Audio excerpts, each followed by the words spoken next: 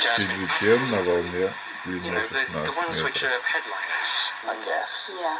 But then Очень there's мощный so many different сигнал. teas, and tea aficionados will say, well, tea ought to be the Camellia sinensis, ought to be the black tea, the white tea, the red tea plants.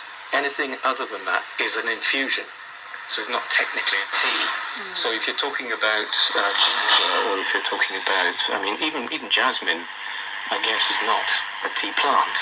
So there's that distinction that people sort of experts would make, but I don't think the regular public would make that distinction. That's a very interesting distinction you're referring to, and we've never talked about this, Bob, until now. And you being British, actually, what you just said kind of surprised me a little bit, because as a Chinese person who's not a tea aficionado or purist, the thing that shocked me when I first arrived in England was, yes, putting milk and sugar into tea, and also adding ginger and all kinds of other ingredients into it, and peppermint. I still don't know what that is.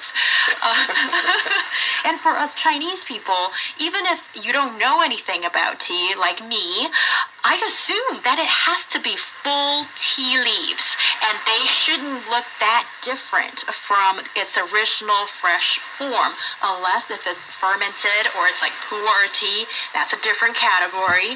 But if it's green tea, the tea leaves are essential, and I need to see them and see them dance in my teacup with the hot water. That's what it's supposed to be, and that's how I drink my tea. Bob, you have a second opinion?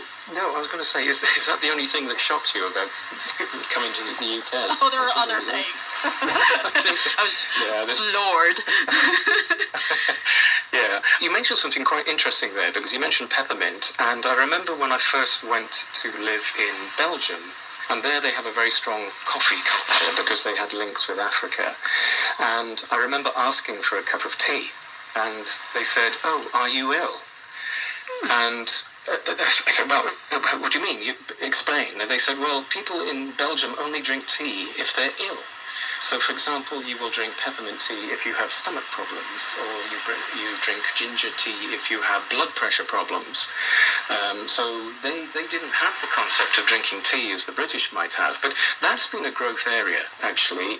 One thing I'm doing here in Greece is I'm spotting all the different herbs you can buy in shops, because they all have health benefits. They all have things that make you feel good, and I think that's probably one of the big growth areas, certainly in the UK, is that people are thinking,